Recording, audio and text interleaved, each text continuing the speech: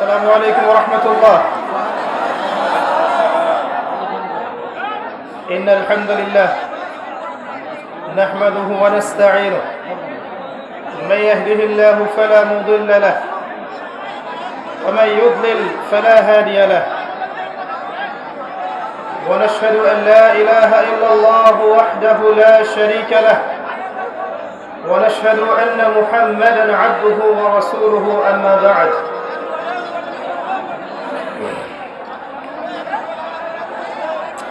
فقد قال الله تعالى في كلامه المجيد والفرقانه الحميد بعد أعوذ بالله من الشيطان الرجيم. بسم الله الرحمن الرحيم. يا أيها الذين آمنوا اتقوا الله حق تقاته ولا تموتن إلا وأنتم مسلمون. وقال الله عز وجل: وما آتاكم الرسول فخذوه وما نهاكم عنه فانتهوا. قال رسول الله صلى الله عليه وسلم: إن الله يرفع بهذا الكتاب أقواما ويضع به الآخرين. رب اشرح لي صدري ويسر لي أمري واحلل عقدة من لساني يفقه قولي. اللهم فقهنا في الدين وعلمنا التأويل. اللهم اجعلنا منهم الذين آمنوا وعملوا الصالحات وتواصوا بالحق وتواصوا بالصبر. آمين يا رب العرش العظيم. الحمد لله.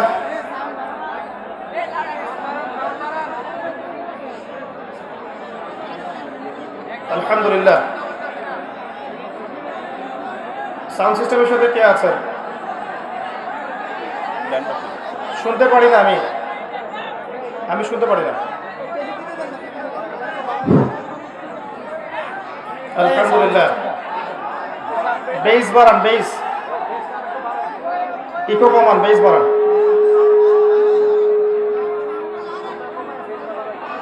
আলহামদুলিল্লাহ। যাবতীয় প্রশংসা এবং গুণগান একমাত্র মহিয়ান ও গরিয়ান আল্লাহ সুবহানাহু ওয়া তাআলার জন্য, যে আল্লাহ পাক নাজিল করেছেন মহাবিশ্বের মহাবিশ্বয় মহাগ্রন্থ আল কোরআনুল কারীম। যে আল্লাহ পাক আজকে আমাদেরকে সুস্থ শরীরে এই বিশাল দ্বীনি মজলিসে আসার তৌফিক দান করেছেন। যে আল্লাহ ছাড়া ইবাদত পাওয়ার যোগ্য দ্বিতীয় কোনো হক ইলাহ বা মাবুদ নেই, সে আল্লাহর দরবারে আমরা লাখো কোটি শুকরিয়া জানাই, বলি আলহামদুলিল্লাহ। অগণিত অসংখ্য দরুদ এবং সালাত বর্ষিত হোক মহান আল্লাহ প্রেরিত সর্বশেষ এবং চূড়ান্ত নবী, মানবতার মুক্তির দূত মুহাম্মদুর রাসূলুল্লাহ সাল্লাল্লাহু আলাইহি ওয়াসাল্লামের প্রতি আমরা দরুদ শরীফ পড়ি। আল্লাহুম্মা সাল্লি আলা মুহাম্মদ ওয়া আলা আলি মুহাম্মদ কামা সাল্লাইতা আলা ইব্রাহিম ওয়া আলা আলি ইব্রাহিম ইন্নাকা হামিদুম মাজিদ। আল্লাহুম্মা বারিক আলা মুহাম্মদ ওয়া আলা আলি মুহাম্মদ কামা বারাকতা আলা ইব্রাহিম ওয়া আলা আলি ইব্রাহিম ইন্নাকা হামিদুম মাজিদ। একটু বাড়ান। সম্মানিত উপস্থিতি, প্রিয় ব্রাহ্মণবাড়িয়াবাসী, আপনারা কেমন আছেন?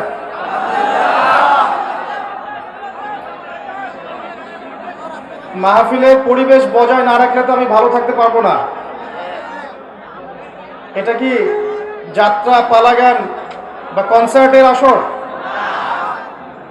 আল্লাহ এবং তার রাসূলের কথা যেখানে হবে সেখানে উঁচু স্বরে কথা বলা যায় না। এটা কি আপনারা জানেন? সূরা হুজুরাত পড়ে দেখেন, সূরা হুজুরাতের প্রথম আয়াতগুলো পড়ে দেখেন। আল্লাহ পাক ধমক দিয়েছেন, রাসূলের কণ্ঠস্বরের উঁচু যদি কণ্ঠস্বর যায় তোমাদের আমল ধ্বংস হয়ে যেতে পারে তোমাদের অগোচরে। যেখানে আল্লাহ এবং তার রাসূলের কথা হবে সেখানে আদবের সাথে বসতে হবে। বেস বাড়ান, ইকো কমান।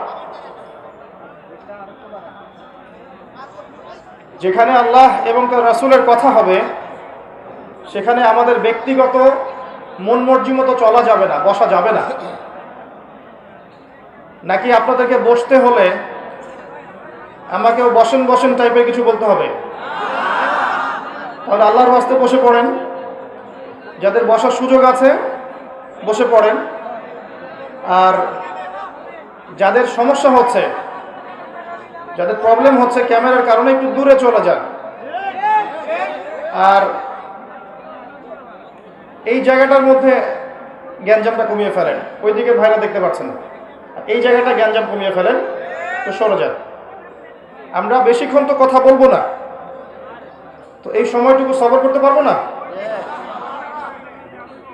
রাসূল সাল্লাল্লাহু আলাইহি ওয়াসাল্লামের সাহাবায়ে কেরাম রমজান মাসে রোজা রেখে ক্ষুধার্ত অবস্থায় যুদ্ধ করেছে। আমরা ভরা পেটে এখানে একটু কষ্ট করে 1 ঘন্টা বসতে পারবো না? এখনো কথা হচ্ছে এদিক থেকে, কথা বন্ধ না হলে আমি আগাতে পারবো না।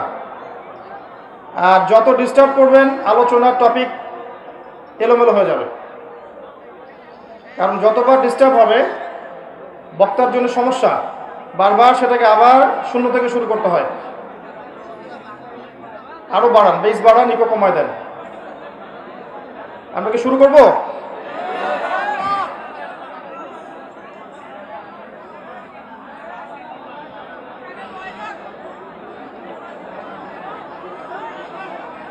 কি সমস্যা ভাই আপনাদের? ভাই ক্যামেরার সমস্যা?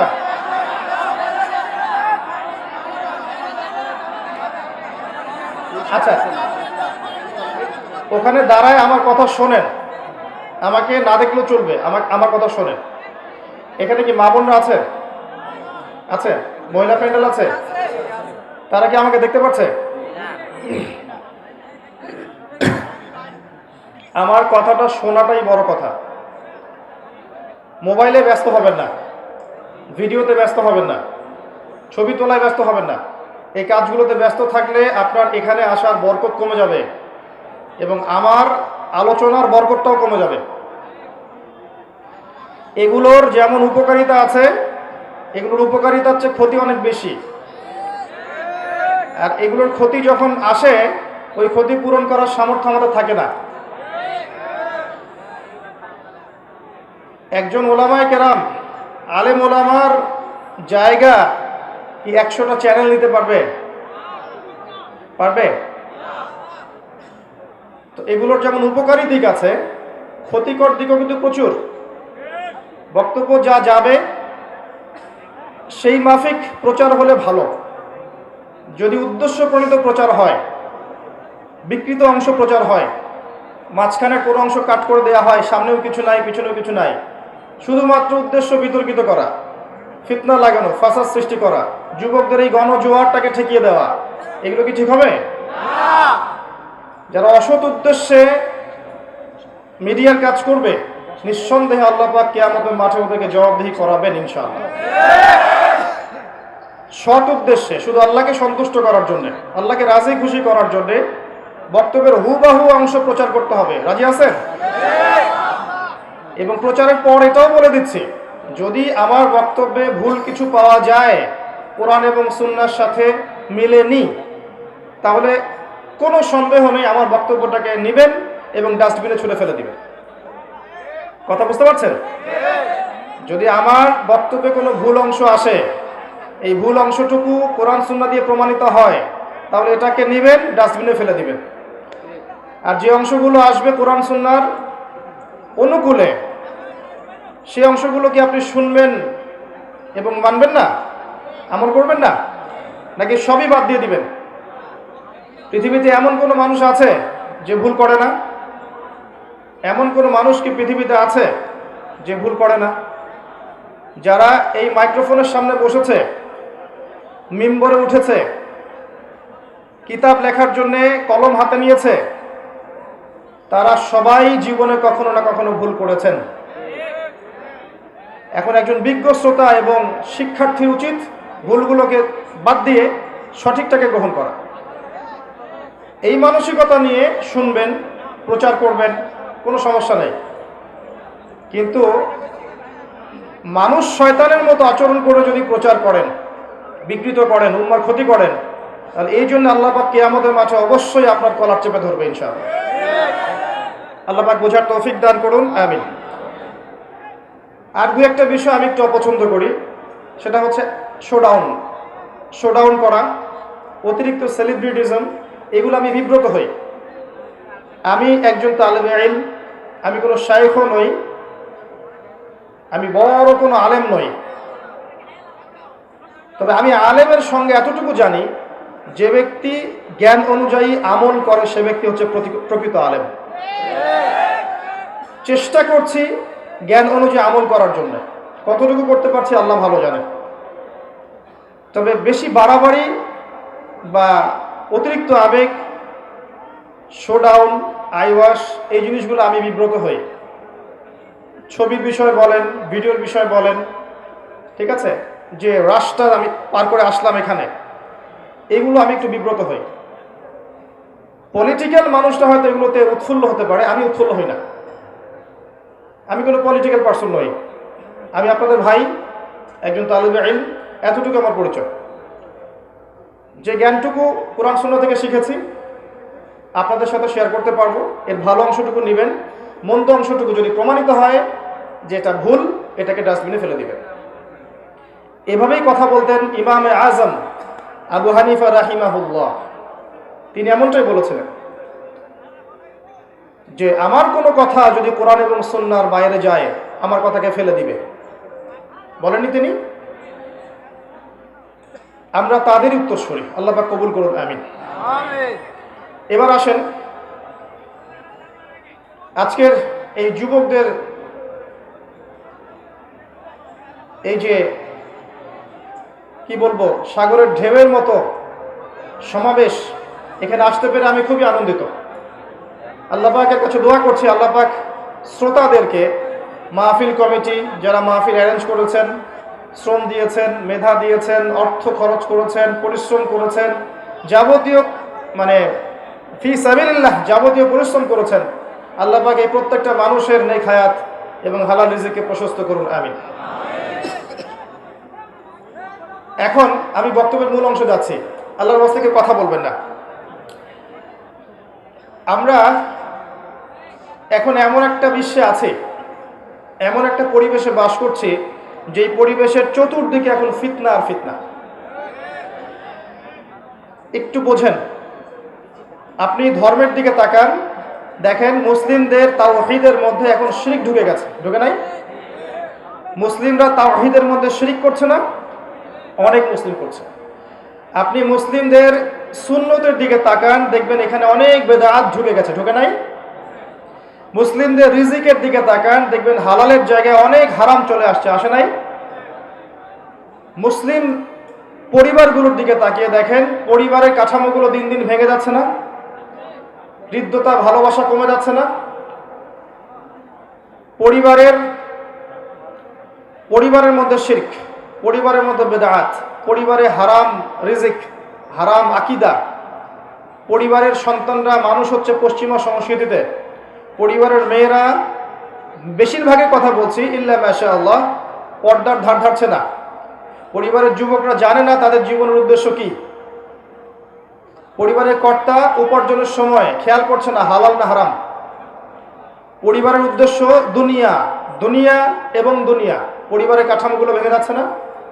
অপসংস্কৃতি ঢুকছে, পরিবারে ডিভোর্স বাড়ছে, বিবাহ বিচ্ছেদ বাড়ছে, পরিবারের মধ্যে জেনা বাড়ছে, পরকীয়া বাড়ছে, এই সমস্যাগুলো হচ্ছে না? আপনি ইকোনমির দিকে তাকান, অর্থনীতির দিকে তাকান, ইসলামিক ইকোনমিক সিস্টেমের জায়গায় সুদ এখন অক্টোপাসের মতো খেয়ে ফেলছে না? উপর থেকে নিয়ে নিচ পর্যন্ত সুদ ভিত্তিক সিস্টেম নয় কি? নবী সাল্লাল্লাহু আলাইহি ওয়াসাল্লাম 4 শ্রেণীর মানুষকে অভিশাপ করেননি? যে সুদ খায়, যে সুদ দেয়, যে সাক্ষী থাকে এবং যে লিখে রাখে। আল্লাহ পাক কি বলেননি কোরআনে, ইত্তাকুল্লাহ, আল্লাহকে ভয় করো, ওয়া যারু মা বাকিয়া মিনার রিবা, সুদের অবশিষ্ট অংশ ছেড়ে দাও, ওয়া ইল্লাম তাফআলু, তোমরা যদি না ছাড়ো, ফাযানু বিহারবিন মিনাল্লাহি ওয়া রাসূলিহি, তাহলে আল্লাহ এবং তার রাসূলের সাথে যুদ্ধের ঘোষণা শুনে রাখো। আল্লাহ কোরআনে বলেছেন রিবা, বা সুদ হচ্ছে আল্লাহ এবং তার রাসূলের সাথে যুদ্ধ করার মতো পাপ। উচিত ছিল আল্লাহ এবং তার রাসূলের পক্ষে যুদ্ধ করা। রিবার মধ্য দিয়ে আমরা আল্লাহ এবং তার রাসূলের বিপক্ষে যুদ্ধ করছি। মুসলিম ইকোনমিক সিস্টেমের মধ্যে এগুলো ঢুকে যায়নি? এগুলোকে ফিতনা নয়? নবীজি কি বলেননি 1 দিরহাম সুদ খেলে 36টা মেয়ের সাথে জিনা করা হয়? সহিহ বুখারীর মধ্যে আছে। নবী করিম সাল্লাল্লাহু আলাইহি ওয়াসাল্লাম কি বলেননি যে সুদের 73টা পাপের শাখা আছে, কোন বর্ণনায় 70টা শাখা আছে, আর সর্বনিম্ন শাখা হলো নিজের মায়ের সাথে জিনা করা? এই বিষয়গুলোকে মুসলিমদের মধ্যে ঢুকে যায়নি? তাহলে ধর্মের মধ্যে শিরিক দেখেন, তাওহীদের মধ্যে শিরিক, সুন্নতের মধ্যে বেদাত, হালালের মধ্যে হারাম, বস্তুবাদিতা, দুনিয়ামুখী, পরকাল ভুলে যাওয়া একটা জাতি, বেপরদামি, বেহায়াপনা, মাদক, ক্যাসিনো, জুয়া, পর্নোগ্রাফি, হারাম রিলেশনশিপ, ফ্রি মিক্সিং, এই যে ফ্যামিনিস্ট রেভলিউশন, এগুলো কি মুসলিম সমাজে চলছে না? চতুর্দিক থেকে আপনি ফিতনার মধ্যে আছেন না? প্রথমে বুঝতে হবে যে আপনি আমি মুসলিমরা এখন কোন অবস্থার মধ্যে আছে। এই গেল আমাদের ভিতরের কথা। ভিতরে আরো কথা আছে। আমরা মুসলিম একটা জাতি না? আমরা মিল্লাতে আবিকুম ইব্রাহিম, তাই না? ওয়া সাম্মাকুমুল মুসলিমিন, তাই না? আমরা এক মুসলিম জাতি, ইউনাইটেড মুসলিম কমিউনিটি। তো ইউনাইটেড মুসলিম কমিউনিটির মধ্যে এখন হাজারটা দল হয়ে গেছে না? প্রত্যেকটা দল বলছে আমি সঠিক, আমি সহি, আমি জান্নাতে যাব, তোমার লিস্ট লাগলে আমার কাছ থেকে নাও। ব্যাপারটা এমন না? সবাই নিজেকে হকপন্থী দাবি করছে। কুল্লু হিজবিন বিমা লাদাইহিম ফারিহুন। আল্লাহ পাক বলেছেন ওয়ালা তাকুনু মিনাল মুশরিকিন, মুশরিকদের অন্তর্ভুক্ত হয়ো না। আল্লাযীনা ফাররাকু দীনাহুম ওয়া কানু শিআ কুল্লু হিজবিন বিমা লাদাইহিম ফারিহুন। তোমরা মুশরিকদের অন্তর্ভুক্ত হয়ো না যারা আল্লাহর দ্বীনটাকে কেটে টুকরা টুকরা করে ফেলে দিয়েছে। এই কাজটা আমরা করিনি? মুসলিমদের মধ্যে হাজারটা দল নাই এবং প্রত্যেকের সাথে প্রত্যেকের কি ভালো সম্পর্ক? অনেক সময় দেখা যায় দাকুরাল সম্পর্ক, দলের মধ্যে বিভক্তি, ধর্মীয় দলে বিভক্তি, এক আলেম আর এক আলেমের গীবত, তহমত, সমালোচনা, এগুলোতে ব্যস্ত আছি না আমরা? উম্মার বড় বড় ইস্যুগুলো বাদ দিয়ে আমরা ছোটখাটো ইস্যুগুলোকে নিয়ে ব্যস্ত আছি না? কে কোথায় হাত বাঁধবেন, পায়ে পা লাগাবেন কিনা, আমিন জোরে না আসতে, ঠিক আছে, জিলাপি খাবেন না খোরমা খাবেন, এইসব বিষয়গুলোকে নিয়ে ব্যস্ত আছি না? বড় বড় ইস্যুর দিকে আমি আসছি, তখন বুঝবেন যে কি নিয়ে আমরা ব্যস্ত আছি। ধর্মের মধ্যে ফিতনা, অভ্যন্তরীণ ফিতনা, আমাদের ধর্মীয় বিভক্তি, পরিবারে ফিতনা, সমাজে দেখবেন ফিতনা, সমাজের সামাজিক কাঠামোগুলো ভেঙে যাচ্ছে না? প্রতিবেশীর কেউ খোঁজ না এখন? দেখবেন বাসায় মেহমান আসলে পর্যন্ত মানুষ বিরক্ত হচ্ছে। মানুষ বস্তুবাদী হয়ে গেছে, আল্লাহ এবং তার রাসূলের মানদণ্ডে নিজেকে বিচার করার মনোভাব ছেড়ে দিয়েছে। ইল্লা মাশা আল্লাহ, অবশ্যই প্রত্যেক যুগে যুগে আল্লাহর অনুগত কিছু বান্দা থাকবে, তাদের কথা আলাদা। আপনি এবার বাইরের দিকে চোখ দেন, পুরো বিশ্বের দিকে চোখ দেন, দেখবেন পুরো বিশ্বের নেতৃত্ব এখন পশ্চিমারা নিয়ে নিয়েছে না? তারা বলছে কোনো দেশকে ওঠো, দেশ উঠছে, বসো, বসছে, এমন হচ্ছে না? প্রত্যেকটা ডিপার্টমেন্টকে দেখেন, বিশ্বের মিডিয়া, বিশ্বের প্রযুক্তি, বিশ্বের সমরাস্ত্র, বিশ্বের আপনার অর্থনৈতিক সিস্টেম, পুরো ওয়ার্ল্ডের ব্যাংকিং সিস্টেম, পুরো ওয়ার্ল্ডের পলিটিক্যাল সিস্টেম, পুরো ওয়ার্ল্ডের এডুকেশনাল সিস্টেম, কালচারাল সিস্টেম, এই প্রত্যেকটা সিস্টেম কি এখন তারা দখল করে নিয়েছে না? এগুলোকে আমরা নিয়ন্ত্রণ করি না, বরং আমরা ফলো করি, কাট পেস্ট, ওখানে যা হয় এখানেও তাই হয়। মিলাই দেখাচ্ছি, সারা বিশ্বে একটা গ্লোবাল শিরিক চলছে। এই শিরিকের উৎপত্তি দেখবেন ওই পশ্চিমা সভ্যতায়। সারা বিশ্বে দেখবেন গ্লোবাল জিনা চলছে, পর্নোগ্রাফি, উৎপত্তি দেখবেন ওই পশ্চিমা সভ্যতায়। সারা বিশ্বের গ্লোবাল দেখবেন সুদভিত্তিক ব্যাংকিং সিস্টেম চলছে, একদম ওয়ার্ল্ড ব্যাংক থেকে নিয়ে নিচু লেভেল এনজিও পর্যন্ত সব দেখবেন ওইখান থেকে শুরু হয়েছে। পুরো বিশ্ব দেখবেন ফ্যামিনিস্ট রেভলিউশন, নারী পুরুষ এক জিনিস, আলাদা কিছু না। সমাজে পুরুষের পোশাক পরে ঘুরবে, আপনি বলতে পারবেন না কিছু। এই যে ফ্যামিনিস্ট রেভলিউশন, এটা ওইখান থেকে আসছে না? এটা কোন দেশ থেকে আসছে? ওই দিক থেকে আসছে না? পুরো ওয়ার্ল্ডের এডুকেশনাল সিস্টেম যেটা আছে, জ্ঞানতাত্ত্বিক সিস্টেম, এখানে দেখবেন জ্ঞানের মানদণ্ড পরিবর্তন করে দিয়েছে। যুক্তি বিজ্ঞান, দর্শন, পরীক্ষা নিরীক্ষা, পর্যবেক্ষণের মাধ্যমে যা লাভ করা যাবে তাই জ্ঞান, ওদের সংজ্ঞা। কিন্তু আপনি আপনার যে গায়েবের পিলার, আল্লাহ, মালায়েকা, আসমানি কিতাব, নবী রাসূলগণ, কবর আযাব, পরকাল, মিজান, পুলসিরাত, জান্নাত, জাহান্নাম, স্বপ্ন, রূহ, এগুলোকে আপনি ল্যাবে প্রমাণ করতে পারবেন? এগুলোকে ল্যাবরেটরিতে প্রমাণ করতে পারবেন? তাহলে ওদের তত্ত্ব মতে, ওদের এপিস্টেমোলজি মতে এগুলোর কোনো অস্তিত্ব নাই। এটা চলছে সারা ওয়ার্ল্ডে, এবং এভাবেই এডুকেশন সিস্টেম এগিয়ে যাচ্ছে। এর বাইরে ইসলামিক সিস্টেম আছে আলাদা, স্বতন্ত্র। তো এগুলো চলছে না সারা ওয়ার্ল্ডে। পুরো ওয়ার্ল্ডের ফিতনাটা দেখেন, এবং পুরো ওয়ার্ল্ডের অস্ত্রশস্ত্র, পারমাণবিক নিউক্লিয়ার ওয়েপন্স, আপনার মনিটরি সিস্টেম, পলিটিক্যাল সিস্টেমগুলো, অ্যাসোসিয়েশন সংগঠনগুলো তারা দখল করে নিয়েছে না? এই যে বিগত 100 বছর থেকে মুসলিমদের কোনো স্বতন্ত্র খিলাফা নেই, দেখবেন 2-1টা রাষ্ট্র আছে যেখানে হয়তো আপনি দেখবেন ইসলামিক কিছু লস আছে, বেশিরভাগই নাই। বেশিরভাগের মধ্যেই সেকুলারিজম আছে, কমিউনিজম আছে, ন্যাশনালিজম আছে, ডেমোক্রেসি আছে, এগুলো বেশিরভাগ রাষ্ট্রে আছে। 2-1টার মধ্যে দেখবেন হয়তো ইসলামিক কিছু লস আছে। তো এই 100 বছরে দেখবেন ওরা যে এত উন্নতি করে ফেললো, ওরা যে উন্নতি বলতে বোঝাচ্ছি, ওরা যে এত চালকের আসনে চলে গেল, আর আমরা মুসলিমরা যে এই যে চালিতর আসলে চলে আসলাম, এই 100 বছর ধরে আমরা কি করেছি আসলে? আমরা বড় বড় বিষয়গুলোকে বাদ দিয়ে ছোটখাটো বিষয়গুলোকে নিয়ে বেশি ব্যস্ত ছিলাম। আমি একটু মজা করে বলি যে আমরা হালুয়া, রুটি এবং সেমাই, খোরমা, জিলাপিতে ব্যস্ত ছিলাম। আমরা ব্যস্ত ছিলাম একে অপরের গীবতে, একে অপরের তহমদে, কাকে হিংসা করা যাবে, কাকে বিতর্কিত করা যাবে, কাকে বাধা দেওয়া যাবে, ইন্টারনাল কলিউশনের মধ্যে আমরা ব্যস্ত ছিলাম। এই ফাঁকে রুলিং স্টেট ছিল একবার ব্রিটেন, সে অবসর নিল, তার জায়গায় চলে আসলো আমেরিকা, সে এখন অবসর নিচ্ছে, তার জায়গায় চলে আসছে এখন ইসরায়েল, সে সারা ওয়ার্ল্ডকে এখন রুল করছে। এবং সারা বিশ্বের দিকে তাকিয়ে দেখবেন বেশিরভাগ মুসলিম কান্ট্রিতে মুসলিম মা, মুসলিম বোন, মুসলিম বাচ্চাদেরকে পাখির মতো গুলি করে হত্যা করা হচ্ছে। আমরা মেজর ইস্যুগুলোকে বাদ দিয়ে মাইনর ইস্যুগুলোকে নিয়ে এত বেশি ব্যস্ত ছিলাম। যেমন দেখেন আজকের এই মাহফিলের মেজর ইস্যু হচ্ছে লেকচার, আর কোথায় বসবো, কোথায় দাঁড়াবো, এই বিষয়গুলো মাইনর। আমরা মাইনর ইস্যুগুলোকে নিয়ে বেশি ব্যস্ত থাকি, মেজর ইস্যুগুলোকে নিয়ে ব্যস্ত থাকি না। এখন কি করবেন? এই বিষয়টা কি চলতেই থাকবে? সুসংবাদ হচ্ছে যে না, এমন অবস্থা চিরকাল থাকবে না। বলেন আলহামদুলিল্লাহ।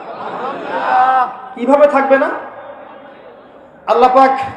আল্লাহ পাকের একটা সুন্নাহ আছে।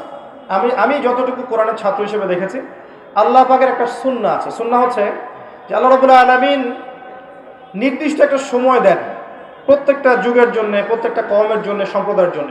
ফাইযা জাআ আজালুহুম, যখন তাদের সময় শেষ হয়ে যায়, লা ইস্তাখিরুনা সাআতা ওয়া লা ইস্তাকদিমুন, আল্লাহ পাক এক মুহূর্ত বাড়ান না, এক মুহূর্ত কমান না।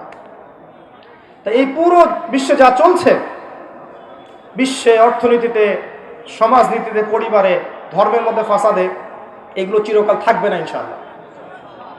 আল্লাহ পাক কি করবেন? আল্লাহ পাক আমাদেরকে সুযোগ দিয়েছেন, মুসলিমদেরকে একটা সুযোগ দিয়েছেন। আপনার কাছে একটা বয়স আছে, 40, 50, 60, 70, 80, 100 হাইয়েস্ট। এর মধ্যে গোল্ডেন টাইম হচ্ছে আপনার 20 থেকে 50। আল্লাহ পাক আপনাকে সময় দিয়েছেন, মেধা দিয়েছেন, বোধ শক্তি দিয়েছেন, আপনার ঘর পর্যন্ত আল্লাহ কোরআন পৌঁছে দিয়েছেন, নবীর হাদিসগুলো পৌঁছে দিয়েছেন, আপনাকে আল্লাহ পাক উলামায়ে কেরামের সোহবত দিয়েছেন, মসজিদ দিয়েছেন, আজান দিয়েছেন, মাদ্রাসা দিয়েছেন, মক্তব দিয়েছেন। আল্লাহ আপনাকে সুযোগ দিয়েছেন দিন শেখার, জানার, বোঝার, দিনের জন্য কাজ করার। এটা আল্লাহ পাক সুযোগ দিয়েছেন। যদি এই সুযোগ আমরা কাজে না লাগাই, কি করবেন আল্লাহ পাক?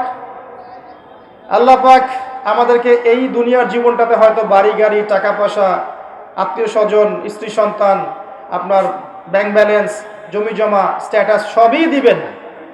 আল্লাহ পাক হয়তো সবই দিবেন, কিন্তু আমরা যদি দায়িত্ব পালন না করি দিনের ক্ষেত্রে, আল্লাহ পাক কি করবেন জানেন? ইস্তাবদিল কওমান গায়রাকুম, আল্লাহ পাক এই কওমটাকে সরিয়ে দিবেন, এই অপদার্থ কওমটাকে সরিয়ে দিবেন এবং অন্য জায়গায় নিয়ে আসবেন। অমুসলিমদেরকে হেদায়েত দিয়ে আল্লাহ পাক ইসলামের ছায়াতলে নিয়ে আসবেন।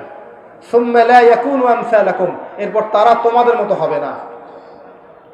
আপনি কি এটা চাচ্ছেন যে আল্লাহ সরিয়ে দেখ আমাদেরকে, দিয়ে অন্যদেরকে হেদায়েত দিয়ে জায়গায় নিয়ে আসুক?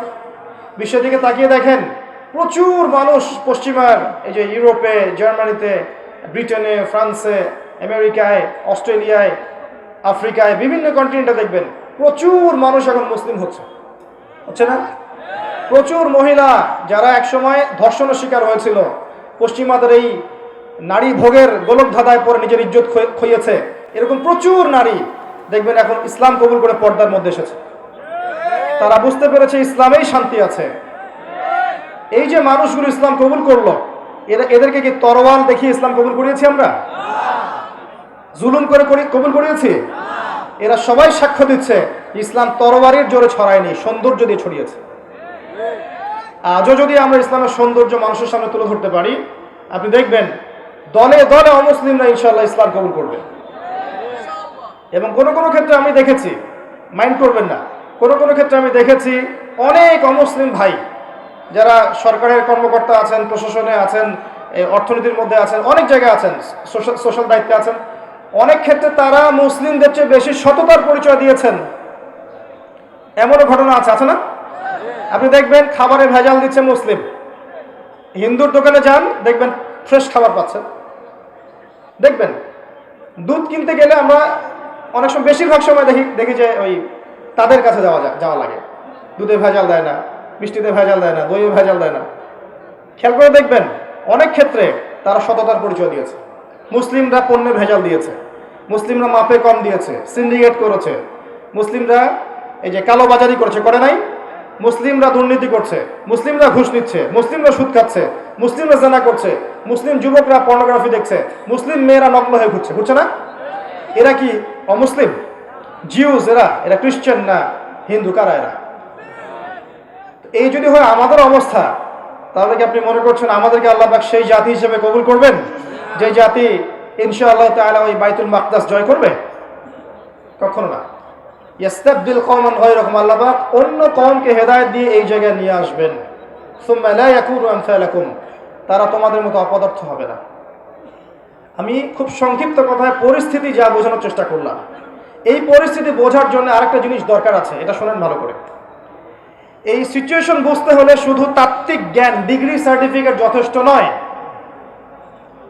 আপনাকে কনস্ট্রাকটিভ সিলেবাসে পড়াশোনা করতে হবে, এটা ঠিক আছে, এবং ভার্সেটাইল নলেজ রাখতে হবে, এটাও ঠিক আছে। আরও একটা জিনিস দরকার আছে, সেটা হচ্ছে আল্লাহর নূর, আল্লাহর পক্ষ থেকে নূর বা আলো, যেটা আপনার কলবের মধ্যে আল্লাহ পাক নাজিল করবেন। যার কাছে নূর আছে আল্লাহ পাকের, সে বুঝতে পারবে আসলেই বিশ্বে কি চলছে। যার কাছে নূর নাই, সেই ফিতনাময় পরিবেশে বসে থেকে মনে করবে ও জান্নাতে আছে। আমার কথা বোঝা যায়? এই ফিতনাময় পরিবেশে বসে কিছু মানুষ তৃপ্তির ঢেকুর তুলছে, মনে করছে আমরা একদম বিজয়ী জাতি, মাশাআল্লাহ। অথচ বাস্তবতা এমন যে আমাদের অবস্থা আজকে এমন একটা অবস্থায় গিয়ে দাঁড়িয়েছে যে বিশ্বের পরাশক্তিগুলো আমাদেরকে খুব একটা মূল্যায়ন করছে না। অথচ মুসলিম দেশের সংখ্যা প্রচুর, মুসলিম জনসংখ্যা প্রচুর, মুসলিমদের খনিজ সম্পদ প্রচুর, অর্থনৈতিক সম্পদ প্রচুর, জনবল প্রচুর, সামরিক বাহিনীর সদস্য সংখ্যা প্রচুর, অস্ত্রশস্ত্র মাশাআল্লাহ প্রচুর। তারপরেও ওরা আমাদেরকে গুরুত্ব দিচ্ছে না। কারণ কি? কারণ কুলুবুহুম শাত্তা কুলুবুনা শাত্তা, আমাদের হৃদয়গুলো এখন বিক্ষিপ্ত, আমাদের মনগুলো বিক্ষিপ্ত, আমরা বিভক্ত, আমরা একের কষ্ট অন্যের পাশে দাঁড়াতে চাই না। ওই ইরাকে কাউকে বোম মেরে হত্যা করলে ওই দেখা যায় ইরান থেকে একজন বলবে ওটা তো ইরাকের ঘটনা, ইরানের সাথে কি সম্পর্ক? দেখবেন ওই যে মিয়ানমারে কোনো ঘটনা ঘটলে দেখবেন যে সুদান থেকে একজন বলছে ওটা তো মিয়ানমারের ঘটনা, আমাদের সাথে কি সম্পর্ক?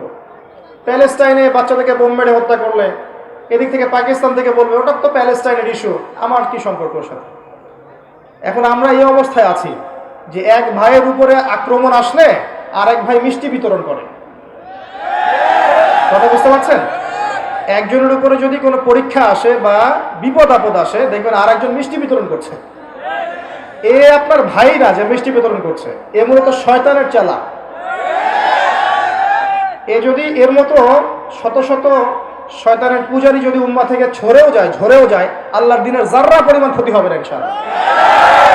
আর ওই যে যাদের উপর দেখবেন অত্যাচার, জুলুম, নির্যাতন আসছে, সবর করছে, দিনের জন্য কিছু করার চেষ্টা করছে, আল্লাহ পাক এই মানুষগুলোকে ইনশাআল্লাহ দেখবেন কাল পরকালে জান্নাতুল ফিরদৌস দান করেছে। দুনিয়ার জীবনটা কিচ্ছু না ভাই, ওয়াল আখিরাতু খায়রু ওয়া আবকা, পরকাল চিরস্থায়ী।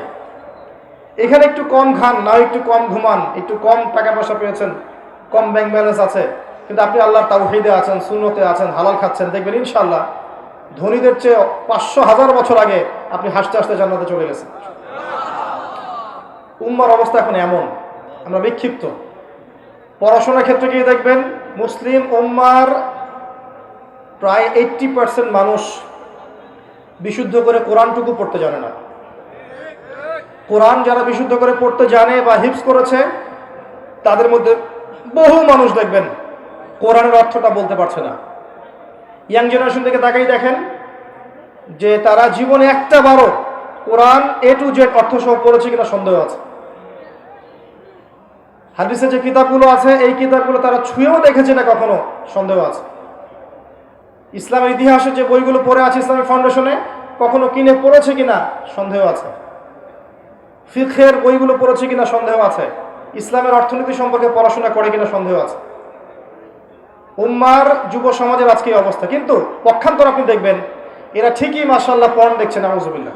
এরা ঠিকই মাদক দ্রব্য সেবন করছে, এরা ঠিকই গার্লফ্রেন্ডকে সময় দিচ্ছে, হারাম অ্যাফেয়ার্স করছে, ফ্রি মিক্সিং করছে, ক্যাসিনোতে সময় কাটাচ্ছে, জুয়া খেলছে, পাবজি খেলছে, টিকটক করছে, সব করছে। তো এই যুব সমাজের হাতে আল্লাহ পাক ইসলামের বিজয়ের পতাকা দিবেন? সত্যি আপনার তাই মনে হয়? এরা কি ওই মোহাম্মদ বিন কাসিমের মতো, খালিদ বিন ওয়ালিদের মতো, এরা কি উমর ইবনে খাত্তাবের মতো, এরা কি যায়েদ ইবনে হারাসা, আব্দুল্লাহ বিন রাওয়াহা, জাফর বিন আবু তালেবের মতো, এরা কি আলী রাদিয়াল্লাহু আনহুর সেই শৌর্য কিছু ধারণ করে? দিনের কল্যাণ চান না আপনারা? দিনের বিজয় হোক, দিন ভালো থাক, ইসলাম ভালো থাক, আল্লাহর জমিনে আল্লাহর দিনটা থাক। এবং এই দিনটা কি মানুষের শত্রু? দিন ইসলাম কি মানুষের শত্রু? দিন ইসলামের একটা বিষয় আছে যেটা মানবতা বিরোধী। দিন ইসলামের একটা বেসিক জিনিস আছে যেটা মানবতা বিরোধী। নামাজ, এই যে রোজা, এই যে কালিমা, এই যে হজ, যাকাত, এগুলো কি উগ্রতা? এগুলোর মধ্যে সন্ত্রাস ভাব আছে, জঙ্গি ভাব আছে। হ্যাঁ, একটা শব্দ নিয়ে সমস্যা সৃষ্টি করে, জিহাদ, তাই না? যখন ক্যান্সার হয়, অস্ত্রোপচারের প্রয়োজন হয়, ইভেন মনে করেন এখন কোনো পরাশক্তি, পশ্চিমা কোনো পরাশক্তি, মনে করেন ব্রিটেন বা আমেরিকা, অন্য যে কোনো কান্ট্রি, ওদের টেরিটরির মধ্যে ওরা যদি ফিল করে যে আমাদের সার্বভৌমত্বের মধ্যে আঘাত এসেছে, ওরা কি চুপ করে বসে থাকবে? ওরা প্রতিহত করবে না? এই প্রতিহত করার অধিকার মুসলিমদের নাই? যদি প্যালেস্টাইনের উপর এরকম হয়, প্যালেস্টাইনিদের অধিকার নাই এটা প্রতিহত করার? যখন সে করবে তাকে আপনি বলবেন সন্ত্রাসী, আমেরিকা করলে বলবেন আপনি মানবতা প্রেমী। এটা কি ধরনের ডাবল স্ট্যান্ডার্ড? এই বিষয়গুলোকে নিয়ে ইসলামকে মিডিয়ার মধ্য দিয়ে সারা বিশ্বে বিতর্কিত করা হয়েছে। ইসলাম কখনো এরকম জঙ্গিবাদ এবং সন্ত্রাসবাদের ধর্ম নয়। একজন মুসলিম কখনো জঙ্গি সন্ত্রাস হতে পারে না। রাসূলুল্লাহ সাল্লাল্লাহু আলাইহি ওয়াসাল্লামের আদর্শ দেখে বহু অমুসলিম কাঁদতে কাঁদতে ইসলাম কবুল করেছিল। আমাদের নবী সাল্লাল্লাহু আলাইহি ওয়াসাল্লাম জীবনে একটা দিনও যুদ্ধের মাঠেও কোনো অমুসলিমকে হত্যা করেন নাই আমার জানা মতে। আমি ভুল হতে পারি, আমার জানা মতে একটা দিনও তিনি কোনো মুসলিমকে গলা কেটে হত্যা করেছেন আমি কোনো নজির পাইনি এই পর্যন্ত। যদি পেয়ে থাকেন আমাকে জানাবেন। আমরা সেই নবীর উম্মাহ, ইসলামের সৌন্দর্য দিয়ে, ইসলামের মাধুর্য দিয়ে, ইসলামের সততা দিয়ে ইসলাম যুগে যুগে সারা বিশ্বের বুকে রাজত্ব করে বেরিয়েছে। এই তো বিগত 100 বছর আগেও এই যে অটোমান এম্পায়ার ছিল তখন পর্যন্ত সারা ওয়ার্ল্ডে দেখতেন ইসলামের একটা শেল ছিল না? এখন সেটা নাই। মিসকিন অবস্থায় আছেন, না কোনো ঐক্য আছে, না কোনো আমির, না কোনো ইমারা, কিছুই নাই। এর মাঝখানে কিছু কিছু আল্লাহর বান্দা বিভিন্ন জায়গায় বিশ্বে চেষ্টা করে যাচ্ছে, এতটুকুই, বিক্ষিপ্ত হবে। তবে এই অবস্থা চিরকাল থাকবে না ইনশাআল্লাহ। কি হবে সামনে আল্লাহ ভালো জানেন। আল্লাহু আ'লাম বিস-সাওয়াব। সামনে মুসলিমদের উপরে নির্যাতন, নিপীড়ন বলেন, সংকুচিত হওয়া বলেন, এটা বাড়তে পারে, বাড়ার সম্ভাবনা আছে। বিশ্ব এমন একটা জায়গায় দাঁড়িয়ে আছে যে কোনো সময় একটা নিউক্লিয়ার যুদ্ধ হয়ে যেতে পারে। আল্লাহু আ'লাম। আমি নতুন একটা কথা বলতে চাচ্ছি, এটা আগে কখনো বলিনি। আমার মনে হয় কয়দিন পর দেখবেন যে বিশ্বের পরাশক্তিগুলো দাবি করবে অমুক গ্রহটা আমার, এ বলবে না অমুক গ্রহটা আমার, সে বলবে না ওই গ্রহ আমার, সে বলবে এই গ্রহ আমার। আমার কথাটা ইনশাল্লাহ ফলবে, দেখে নিয়েন। এবং তারা মহাকাশ বাহিনী গঠন করেছে অলরেডি। কারেন্ট অ্যাফেয়ার্স পড়েছেন যারা বিসিএস কোচিং করছেন তারা হয়তো জানবেন মহাকাশ বাহিনী মানুষ কি জন্য গঠন করতে যাবে। স্টার ওয়ারও হতে পারে। বিশ্বের সামনে হয়তোবা মহামারীর এই যে ক্রাইসিস আল্লাহ ভালো জানেন বাড়তে পারে, আপনার সামাজিক ফিতনাগুলো অশ্লীলতাগুলো বাড়তে পারে, আপনার যে পেপার মানি ইউজ করছেন এর মান কমে যেতে পারে, আপনার রিবা কেন্দ্রিক সিস্টেমটা পড়ে যেতে পারে, ডলার পেট্রো ডলার পড়ে যেতে পারে। তবে যাই হোক না কেন এতটুকু এনশিওর করতে পারি যে ওয়ার্ল্ডের বুকে একটা রাষ্ট্র মাথা তুলে দাঁড়াবে এবং তার ক্ষমতার দাপট সবাইকে দেখাবে, তার নাম ইসরায়েল। এটা হবে আমাদের কারণে, আমাদের এই ঘুমন্ত জাতির কারণেই। আরবের কলিজার উপর বসে, আরব রাষ্ট্রগুলোর কলিজার উপর বসে সে বিগত 70 বছরে সারা বিশ্বের অর্থনীতি, রাজনীতি, ফাইন্যান্স, ব্যাংকিং সিস্টেম, টেকনোলজি, প্রযুক্তি সব নিয়ন্ত্রণ করে নিয়েছে। তখন আমরা কি করছিলাম ভাই? হ্যাঁ, সবাই করেনি। অনেক ওলামায়ে কেরাম ছিলেন যারা শুরু থেকে এগুলো মানুষকে সতর্ক করার চেষ্টা করেছেন ঠিকই, কিন্তু তাদের মিম্বরগুলো সংকুচিত ছিল, তাদের কণ্ঠস্বরগুলো বৃত্তে বন্দী ছিল। মানুষ শুনতো না, বুঝতো না, মূল্যায়ন করতো না। মানুষ শোনে না, এখনো মানুষ শোনে না, বোঝে না। এখন পর্যন্ত মানুষ বোঝে না, শোনে না কি হচ্ছে সামনে। ওই এখনো পড়ে আছে, একটা ইস্যু তুলে দেন, সারাদিন ইস্যু নিয়ে ফেসবুকে বসে থাকবে। আর কোনো ইস্যুই নাই, একটা ইস্যু তুলে দেন, সারাটা দিন ওখানে বসে থাকবে। মানে এটাই বড় জিহাদ ওর কাছে, কিবোর্ড নিয়ে কিবোর্ড মুজাহিদ। আল্লাহ সমালোচকদেরকে হেদায়েত দান করুন। দিনের জন্য ভাই কিছু করেন। আপনার প্রতিভা থাকলে আপনি বলেন, লিখার প্রতিভা থাকলে লিখেন, একটা মসজিদ করা থাকলে মসজিদ করেন, একটা মাদ্রাসা করেন, এতিমদের দায়িত্ব নেন, বিধবার দায়িত্ব নেন, নারীদের জন্য কোনো প্রজেক্ট করেন, মা বোনদের পর্দায় আনার ব্যবস্থা করেন, ইসলামিক কোনো এনজিও করেন, ইসলামিক ইকোনমিক সিস্টেম লঞ্চ করেন, কৃষিভিত্তিক প্রজেক্ট করেন, কিছু একটা করেন যেটাতে আপনার দিনের উপকার হবে। ওইভাবে বসে সারাদিন ফেসবুকে গুতাগুতি করলে দিনের জীবনে কোনো উপকার হয় না। ফেসবুকে বসে আর সারাদিন যদি সমালোচনা করতে থাকেন দিনের কোনো উপকার হয় না। আদতে মাঠে নেমে কনস্ট্রাকটিভলি কাজ করে দেখান। একদিন চেয়ারে বসে একটা বক্তব্য দিয়ে দেখান কত বিশুদ্ধ বক্তব্য দিতে পারেন। এই জায়গায় এসে বসেন আগে, তারপর দেখা যাবে যে কত বিশুদ্ধ করে সুন্দর করে কথা বলতে পারেন। এত সহজ না সবকিছু। মাঠে না নেমে সাইড থেকে তালি মারা সহজ। বাংলাদেশ ক্রিকেট টিম খেলবে, আপনারা জানেন যে আমি ক্রিকেটের সাথে একসময় সংযুক্ত ছিলাম। বাংলাদেশ ক্রিকেট টিম খেলবে, দেখবেন গ্যালারির চারপাশে অনেক দর্শক, এটা এইভাবে মারলে ভালো হতো, এটা কাভার ড্রাইভ করলো না কেন, এটা পুল শট খেলা যাইতো, স্লগ ওভার আরো মারতে পারতো, এগুলো বলতে পারবে। ওর হাতে ব্যাটটা তুলে দেন না, তারপর দেখেন কিভাবে পিঠায়। জাতি হিসেবে আমাদের সমস্যা আছে ভাই। সমালোচনার সংস্কৃতি না, কাজ করে কনস্ট্রাকটিভলি কাজ করে জাতিকে এগিয়ে নেন, দেশকে এগিয়ে নেন, উম্মাকে এগিয়ে নেন, সমাজকে ভালো কিছু দেন, রাষ্ট্রকে ভালো কিছু দেন। ইসলাম সবসময় সবার কল্যাণকামী। কোশ্চিন কালো ইসলাম কারো অকল্যাণ চায় না। ইসলাম কখনো কারো অকল্যাণ চাবে না। হয়তো আপনি বুঝতে ভুল করছেন, না হলে কিছু মানুষ ইসলামকে বিতর্কিত করছে, কিছু মানুষ ইসলামকে ইচ্ছাকৃতভাবে উদ্দেশ্যপ্রণীতভাবে বিতর্কিত করছে। আল্লাহ পাক এই ফিতনা ফাসাদ থেকে আমাদের যুব সমাজকে হেফাজত করুন। আমাদের ওলামায়ে কেরামদের মাঝে আল্লাহ পাক ঐক্য দান করুন। আল্লাহ পাক আমাদের মধ্যে আপোষে হিংসা, বিদ্বেষ, গীবত, তহমতের সংস্কৃতি বর্জন করার তৌফিক আল্লাহ পাক দান করুন। ঐক্যবদ্ধ হয়ে একটা দেশ, একটা রাষ্ট্র হিসেবে, উম্মাহ হিসেবে ইসলামকে, এই বাংলাদেশকে এগিয়ে নিয়ে যাওয়ার তৌফিক আল্লাহ পাক আমাদেরকে দান করুন। আমিন। তো এখন এই সিচুয়েশনে আপনি কি করতে পারেন? আপনার আমার করণীয় কি? সামনে যা হতে যাচ্ছে আমি একটা এস্টিমেট করতে চাই। ইনশাআল্লাহ তাআলা, ইনশাআল্লাহ আযজা ওয়া জাল, ঈসা ইবনে মারইয়াম আসবেন। কবে আসবেন, কত সালে আসবেন, কি করবেন আমি জানি না, এবং জীবনে আমি কখনো বলিও নি এত সালে আসবেন। বক্তব্য তো পুরো কখনো শুনবেই না, একটা অংশ শুনে ওটা নিয়ে বিতর্কিত করা শুরু করবে। কে জানে কত সালে আসবে? কেউ বলতে পারবে? কখনো বলতে পারবে না। কিন্তু আসবে, যে আপনি কি অস্বীকার করতে পারেন? ঈসা আলাইহিস সালাম এসে কি হাই কমোড ইউজ করবেন? কাঁটা চামচ দিয়ে খাবেন? আমাদেরকে ওই যে পশ্চিমারা যেমন সভ্যতা শেখায়, ওরা মনে করে যে ওরা হচ্ছে সভ্য আর আমরা অসভ্য, ওরা তাই মনে করে। ওরা টিস্যু পেপার ইউজ করা শেখায় পানির বদলে, তারপরে হাই কমোড ইউজ করা শেখায়, তারপর ওদের মধ্যে গেট আপ শেখায়, মানে সবাইকে ওদের ফটোকপি হতে হবে আর কি। যতক্ষণ ওর ফটোকপি হচ্ছেন না, আপনি ইউ আর নট সিভিলাইজড, আপনি আনসিভিলাইজড ওদের বক্তব্য অনুসারে। ঈসা ইবনে মারইয়াম কাঁটা চামচ দিয়ে খাবেন না, হাত দিয়েই খাবেন। তিনি মাটিতে বসেই খাবেন ইনশাআল্লাহ, এবং তিনি আঙ্গুল চাটবেন, প্লেট চাটবেন ইনশাআল্লাহ। তখন তাকে শেখাতে আসবেন যে সভ্যতা কাকে বলে। যাই হোক, ঈসা ইবনে মারইয়াম হচ্ছে শেষ জামানার সবচেয়ে ভাইটাল ক্যারেক্টার। যখন মাসিহুদ দাজ্জাল বের হবে, জিউসরা তাকে ফলো করবে এবং সে সারা বিশ্বকে শাসন করবে। এই ক্ষমতা আল্লাহ পাক তাকে দিয়ে মানুষকে পরীক্ষা করবেন। আপনাকে ওই সময় একটা সূরা বাঁচাবে, একটা সূরাই আপনাকে বাঁচাতে পারে ঈমান আমল তাকওয়ার পর, সেটা হচ্ছে সূরাতুল কাহফ। এই সূরার মধ্যে দেখবেন মূসা এবং খিজর আলাইহিস সালামের গল্প আছে। 3টা প্রশ্ন করেছেন মূসা আলাইহিস সালাম, আর খিজর আলাইহিস সালাম বারবার বলছিলেন যে আমি কি তোমাকে বলিনি তুমি ধৈর্য ধরতে পারবে না।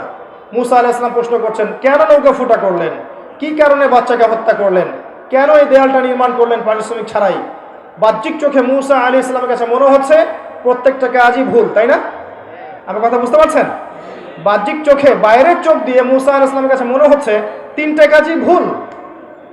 কিন্তু খিজর আলাইহিস সালাম বললেন, ওই নৌকা ফুটা না করলে সেই নৌকা হাইজ্যাক হয়ে যেত, ওই বাচ্চাকে হত্যা না করলে সেই বাচ্চা বড় হয়ে বড় কাফের হতো, এবং এই দেয়ালের নিচেই এই 2 এতিম বাচ্চার রেখে যাওয়া সম্পত্তি আছে, পৈতৃক সম্পত্তি, তারা বড় হলে এই সম্পত্তি পাবে। বাইরের চোখ দিয়ে মূসা তোমার কাছে মনে হয়েছে যে আমি ভুল করছি, কিন্তু ভেতরের চোখ দিয়ে তুমি যদি দেখতে, আল্লাহর নূর দিয়ে দেখতে, তাহলে বুঝতে পারতে যে প্রত্যেকটা ক্ষেত্রে আমি সঠিক ছিলাম। এই গল্পটা কেন বললাম? পরিস্থিতি বুঝতে হলে, করণীয় বুঝতে হলে আপনাকে 2 চোখ দিয়ে দেখতে হবে। প্রথম কথা, বাইরের চোখ দিয়ে দেখলে সব বুঝতে পারবেন না, ভেতরের চোখ দিয়ে আল্লাহর নূর দিয়ে আপনাকে দেখতে হবে, তখন বুঝতে পারবেন কি হচ্ছে। নূর কিভাবে আসবে ভাই? তাওহীদের উপর থাকলে নূর আসবে, সুন্নতের পাবন্দি করলে নূর আসবে, বেশি বেশি নফল নামাজ তাহাজ্জুদ করলে নূর আসবে ইনশাআল্লাহ। সূরা নূরের উপর আমল করলে নূর আসবে, সূরা নূরের উপর আমল করলে নূর আসবে, বেশি বেশি মওতের ফিকির করলে নূর আসবে, বেশি থেকে বেশি কোরআন তেলাওয়াত করলে নূর আসবে ইনশাআল্লাহ। আল্লাহর জিকির বেশি বেশি করলে, আল্লাহর ধ্যান করলে, তাসবিহ তাহলিল করলে, আল্লাহর কাছে দোয়া করলে আল্লাহর নূর আসবে ইনশাআল্লাহ। এরপরেও আরো বিষয় আছে, বিনয়ী থাকতে হবে, অহংকারী হওয়া যাবে না। একজন আলেম অনেক বড় আলেম হয়েছেন, মনে অহংকার আছে, এই মনের মধ্যে নূর আসবে না ইনশাআল্লাহ। অনেক বড় ডিগ্রি সার্টিফিকেট আছে, মনে অহংকার আছে, আমি অনেক বড় আলেম, তোমরা কিছুই না, তোমরা তেজপাতা, আমি বড় আলেম। এই অহংকার থাকলে মনের মধ্যে আল্লাহর নূর কশ্চিন কেন আসবে না। আর আল্লাহর নূর যখন আসবে না, আপনি ভিতর থেকে অন্ধই থেকে যাবেন। আল্লাহর নূর যখন আসবে না, তখন ভেতর থেকে আপনি অন্ধ থেকে যাবেন। ইবলিসের অনেক জ্ঞান ছিল, মনের মধ্যে বিনয় ছিল না, অহংকার ছিল, আল্লাহ নূর দেন নাই, অভিশাপ করে দিয়েছেন। অতএব শুধু জ্ঞান নয়, বিনয় দরকার, অহংকার মুক্ত মন দরকার। সবার কল্যাণকামী হন, সবাইকে ভাই মনে করেন, ভালোটুকু নেওয়ার চেষ্টা করেন, খারাপটা ছেড়ে দেন, সমস্ত উম্মার কল্যাণকামী হয়ে যান। গীবতের, তোহমতের, অহংকারের, রিয়ার এইসব সংস্কৃতি বর্জন করেন, মনটা পবিত্র করেন। কদ আফলাহা মান যাক্কাহা ওয়া কদ খাবা মান দাসাহা। আল্লাহ নূর আসবে ইনশাআল্লাহ তাআলা। তখন দেখবেন আপনি আল্লাহর চোখ দিয়ে দেখছেন, আল্লাহর কান দিয়ে শুনছেন, পরিস্থিতি আপনি বুঝতে পারছেন, এবং কি করতে হবে আপনি নিজেই বুঝতে পারছেন ইনশাআল্লাহ। যখন বুঝতে পারবেন, তখন নিজে আগে সতর্ক হবেন, পরিবারকে সতর্ক করবেন, তারপর আপনার সাধ্য অনুযায়ী আপনি সমাজে দাওয়াতি কাজ করবেন। মধ্যমপন্থী থাকবেন, শৈথিল্যবাদী হবেন না, চরমপন্থী হবেন না। ইসলামে চরমপন্থারও যেমন স্থান নাই, এই শৈথিল্যবাদিতারও স্থান নাই। ইসলাম হচ্ছে একটা মধ্যমপন্থী ধর্ম। ওয়া কাযালিকা জাআলনাকুম উম্মাতান ওয়াসাতা লিতাকুনু শুহাদা আলান নাস। কয়েকটা পয়েন্ট বলে শেষ করছি। প্রথম কাজ, স্পেশালি বলছি আমি কথাগুলো ইয়াং জেনারেশনকে, যারা তোমরা আমার ভাই এখানে বসে আছো, ইয়াং জেনারেশন যারা আছো, আমাদের মা বোন যারা আছে, যাদের মধ্যে তরুণীরা আছে, যুবতীরা আছে, তাদেরকে বেশি ফোকাস করতে বলছে। কারণ যারা বার্ধক্যে চলে গেছে তাদের বয়স একসময় শেষ হয়ে যাবে, রিসেন্টলি শেষ হয়ে যাবে। যারা যৌবনকালে আছেন তাদের ইনশাআল্লাহ আগামী 10, 20, 30, 40 বছর বেঁচে থাকার সুযোগ আছে, আল্লাহ যদি চান। যুবতীদের আছে, এবং আমাদের পরবর্তী প্রজন্ম, আমাদের যে বাচ্চা কাচ্চা যারা আছে, ছেলেমেয়েরা, এদের দিকে বেশি ফোকাস করেন। এই 2টা জেনারেশনকে টার্গেট করে আমি কথা বলছি। 1 নাম্বার, আল্লাহর জমিনে আল্লাহর দ্বীনের কল্যাণ চান, নিজে পরকালে বাঁচতে চান, দ্বীনের জন্য কিছু করতে চান, নিজের জীবনটাকে আল্লাহর জন্য আপনি ডেডিকেট করতে চান, প্রথম কাজ হচ্ছে আপনাকে পড়াশোনা করতে হবে। পড়াশোনা ছাড়া আপনি কিচ্ছু করতে পারবেন না।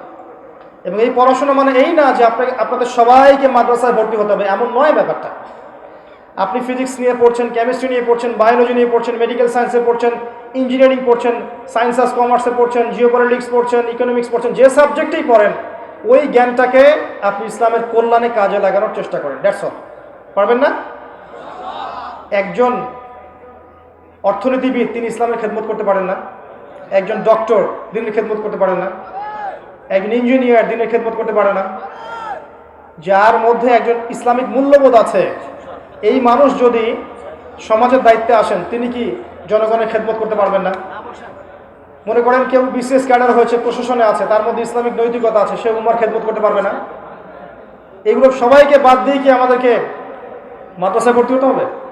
না, সবাই হবে না। যারা যারা এখানে আছেন, যে লাইনে পড়ছেন, পড়াশোনা করবেন, বেশি থেকে বেশি পড়াশোনা করবেন। ইনশাআল্লাহ তাআলা আল্লাহ পাক আপনাকে জ্ঞান দান করবেন আল্লাহর পক্ষ থেকে ইনশাআল্লাহ।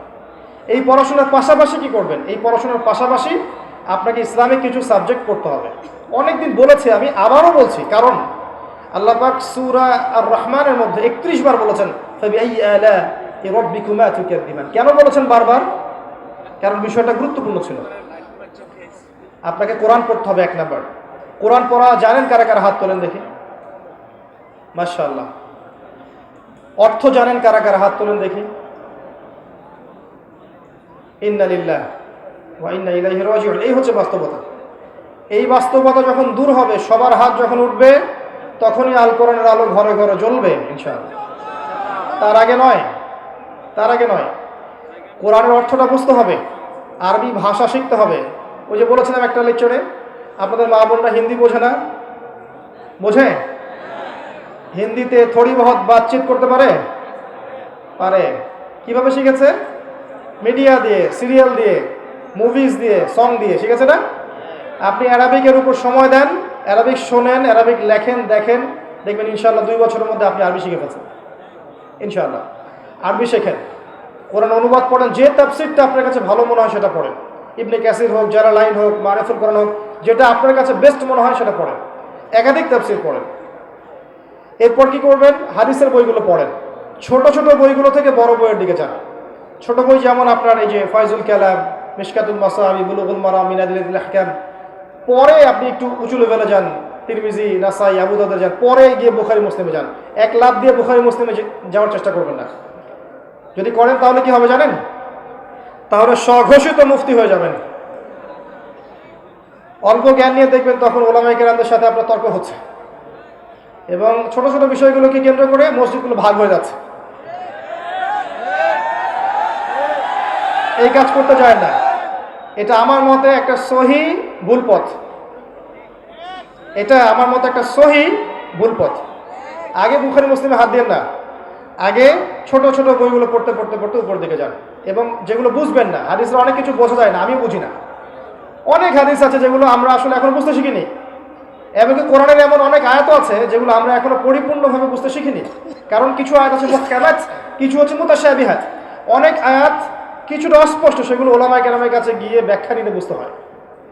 এই হচ্ছে বিষয়। কওমি মাদ্রাসায় যান।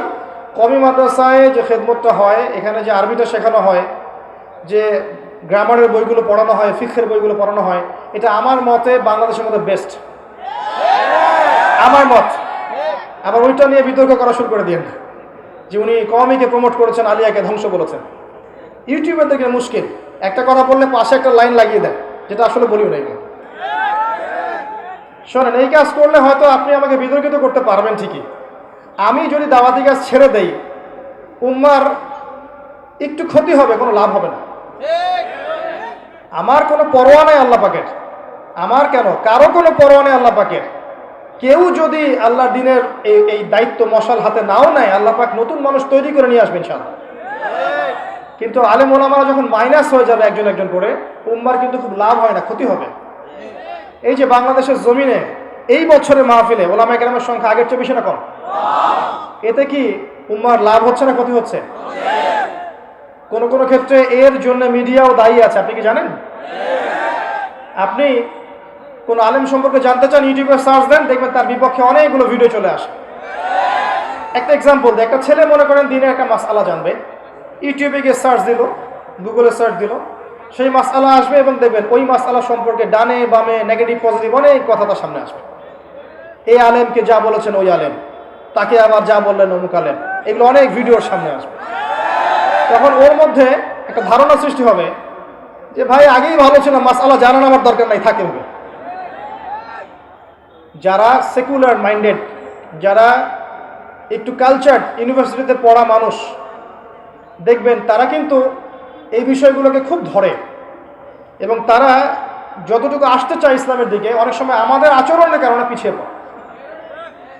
স্মার্ট হন, ইসলামকে যুগোপযোগীভাবে ডিল করতে শেখেন, ইউটিউবিং করেন, আল্লাহর ওয়াস্তে তাকওয়ার সাথে করেন। নিজের মতাদর্শ প্রতিষ্ঠা করার জন্যে, নিজের মতকে প্রাধান্য দেওয়ার জন্যে, কাউকে বিতর্কিত করার জন্যে, কারো ক্যারেক্টার হ্যারেস করার জন্যে, কারো ক্যারিয়ার ধ্বংস করার জন্য এই কাজগুলো করতে যাবেন না। আলটিমেটলি উম্মার ক্ষতি হয়ে যাবে, আর আপনার দ্বারা যদি উম্মার ক্ষতি হয় আল্লাহ পাক কোশ্চিন কেন আপনাকে ছেড়ে দিবেন না, কখনো ছাড়বেন না আল্লাহ পাক। ওয়ামা কানা রাব্বুকা নাসিয়া, আল্লাহ পাক কিচ্ছু ভুলে যান না, মনে রাখবেন। আল্লাহ পাক সব মনে রেখেছেন, from day 1 to the last day. আল্লাহ পাক প্রতিটা সেকেন্ডের ঘটনা আল্লাহর কাছে আছে, এই রেকর্ড আপনাকে দেখানো হবে। আল্লাহ পাক বোঝার তৌফিক দান করুন। তো পড়াশোনা করেন, হাদিসের মধ্যে সহজ বই থেকে নিয়ে কঠিন বইয়ে যান। আমি শেষ করে দিচ্ছি ইনশাআল্লাহ। এরপরে কি পড়বেন? এরপরে ইসলামের ইতিহাস পড়েন, ইসলাম ফাউন্ডেশনে যান, প্রচুর বই আছে, এগুলো কেনেন, পড়েন। প্রত্যেকের বাসায় একটা করে পার্সোনাল লাইব্রেরি করুন, পারবেন না? প্রত্যেকের বাসায় একটা করে পার্সোনাল লাইব্রেরি করবেন, রাজি আছেন? হাত উঁচু করেন, কারা কারা করবেন? আগামী রমাজান আসার আগেই প্রত্যেকের বাসায় একটা করে পার্সোনাল লাইব্রেরি চাই। মাসে মিনিমাম 5,000 টাকার বই কিনবেন, পারবেন না?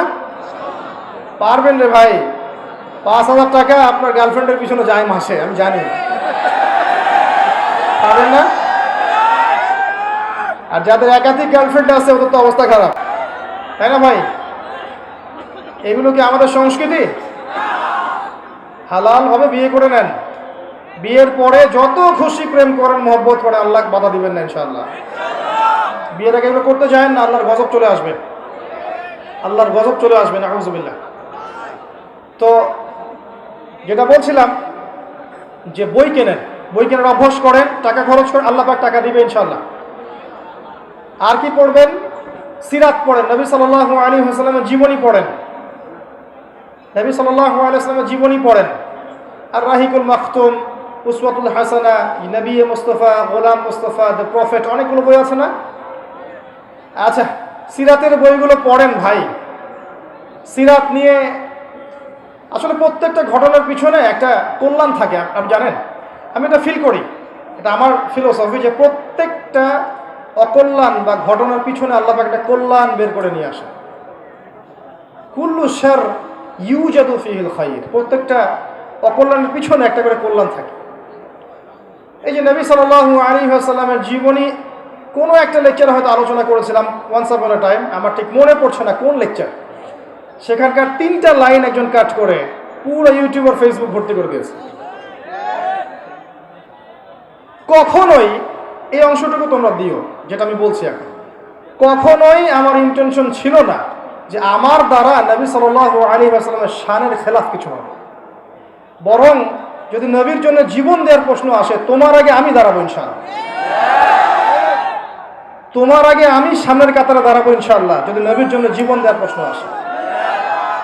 একজন লিখেছে আমি নাকি বলেছি যে নবী সাল্লাল্লাহু আলাইহি ওয়াসাল্লাম নবী হওয়ার যোগ্যই ছিলেন না, নাউযুবিল্লাহ। আল্লাহর কসম করে বলছে, এই কথা জীবনে আমি কথা বলি। এই কথাটাকে দিয়ে বিতর্কিত করেছে। আমি এতটুকু বলবো যে আমি সচরাচর মানুষের নামে বদদুয়া করি না। যে কাযযাব এই কাজটা করেছে, আল্লাহ পাক যেন তার এই মিথ্যার প্রতিদান তাকে দান করে।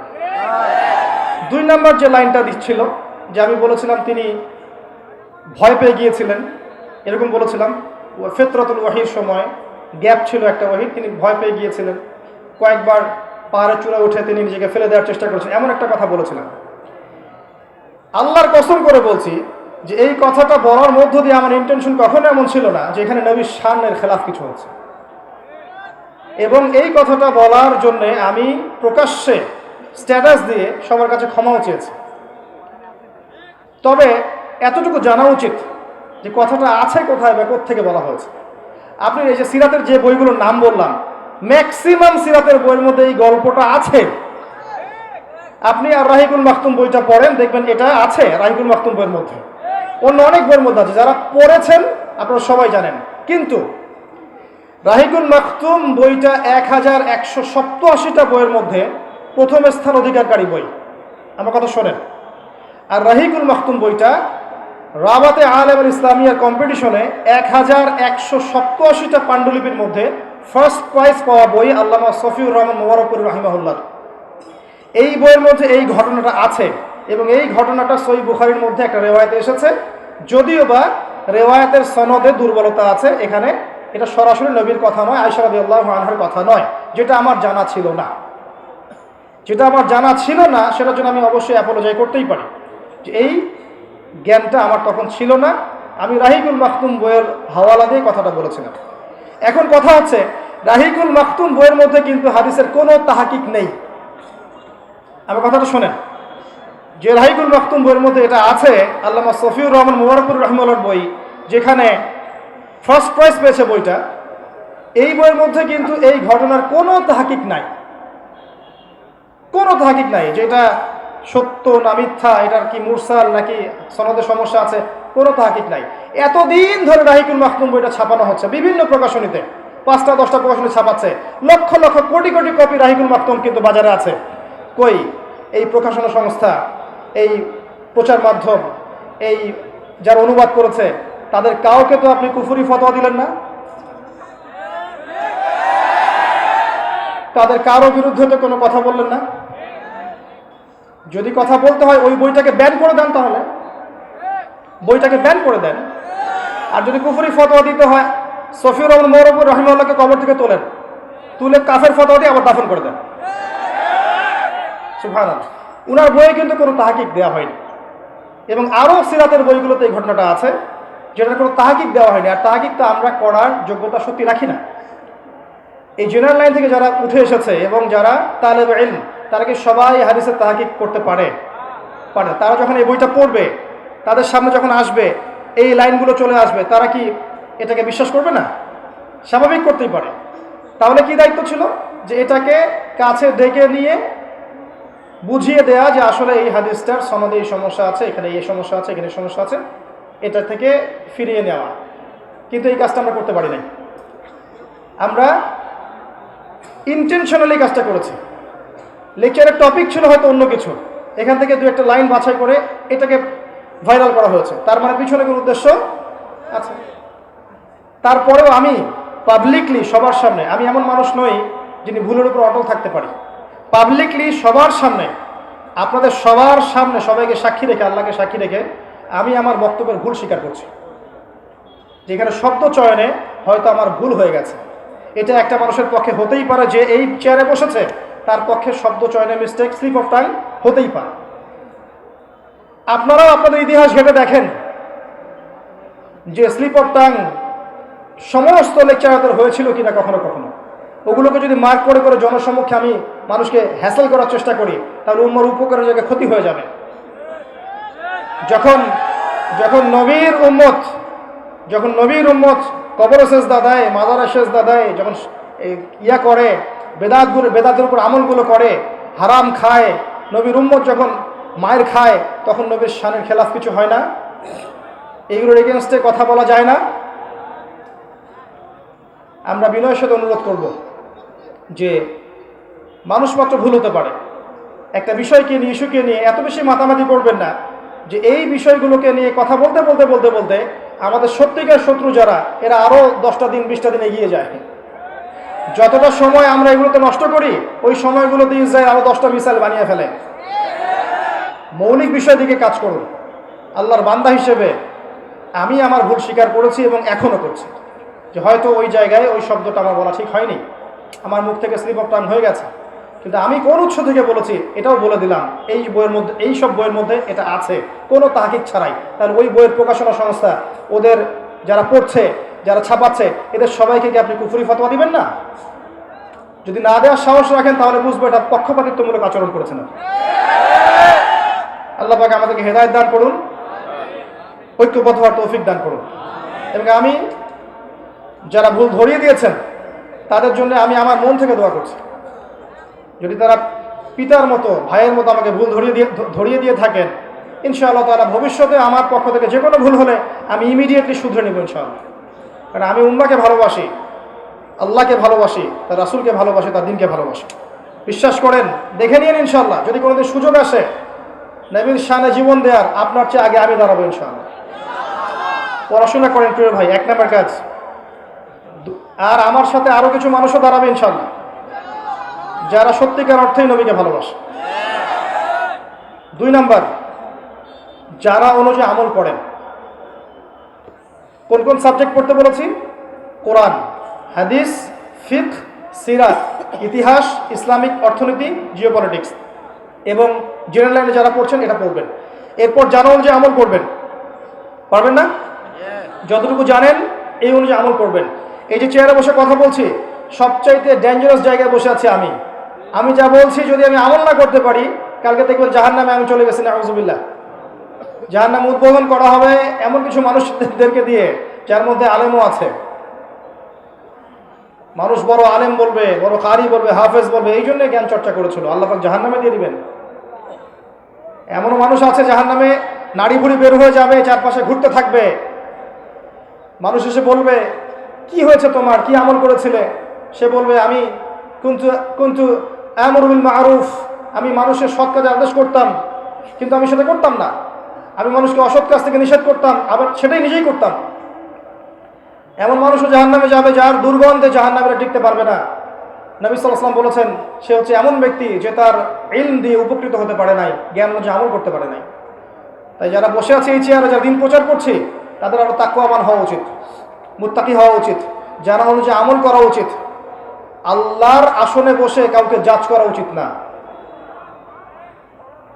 ফালা তুযাক্কু আনফুসাকুম ওয়া আ'লামু বিমান ইত্তাকা, তোমরা নিজেদেরকে নিয়ে আত্মপ্রশংসা করো না, আল্লাহ ভালো জানেন কে তোমাদের মধ্যে তাকওয়াবান।